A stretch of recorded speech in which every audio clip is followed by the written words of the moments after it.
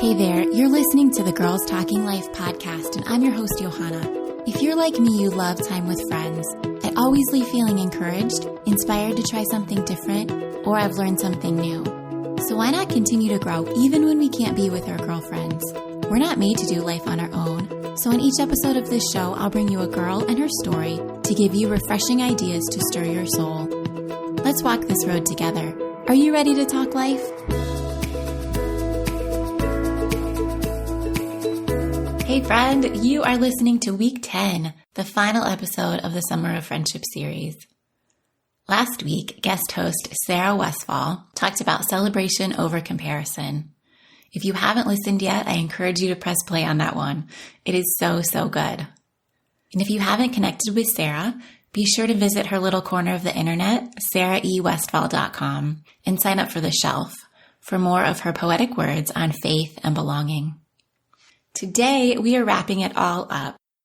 First, I want to say thank you. Thank you for being here this summer, for engaging in the challenges with me, if you are part of that.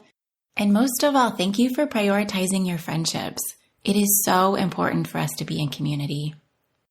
If you haven't listened to all the episodes in this series or haven't been as intentional with your friendships as you'd planned, there's still time.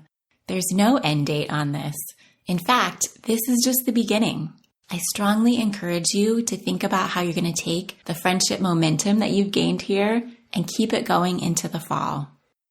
I'll come back to this in just a minute, but first, here are a few things that I want to mention that didn't make it into the other episodes.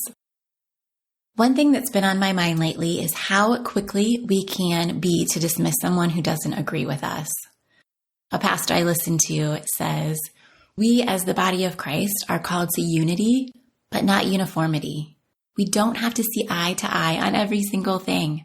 We can disagree and still be friends." Someone who is different or has a different opinion is not your enemy. If you would like to hear more on this, find episode 85, Confront the Limits of Your Love with Amy Wolf. In this powerful and honest conversation, you'll hear Amy talk about loving someone, being good friends with someone who is very different from her. It's such a good one. I highly recommend it. Next up is time for friendships. When I asked women what the biggest challenge of female friendships has been for them, the number one answer I got was time. Most of us have a lot on our plates. Spending time with friends is probably not just going to happen on its own. But we've learned this summer that God designed us to be in community, that it's good for our emotional and physical health, and that someone needs what you have to offer as a friend. So spending time with friends, going deeper, having fun, making new friends, you have to prioritize it. I talked earlier about taking the friendship momentum you've gained this summer into the fall. When you're thinking about your schedule for fall while you're transitioning to the new season, ask yourself, where can you build in regular time to spend with friends? I'm adding school schedules and sports schedules to my calendar right now as we get ready to do this fall reset. And you can bet I'm also blocking off time for friends. You can do this too. As much as possible, it should be a non-negotiable, something you're not willing to miss out on. You might be inspired to start a group that meets regularly, which I highly recommend, or invite women to a get-together. If you are, do it. Fall is a fantastic time to invite people into something because while you're transitioning to this new season, so is everyone else.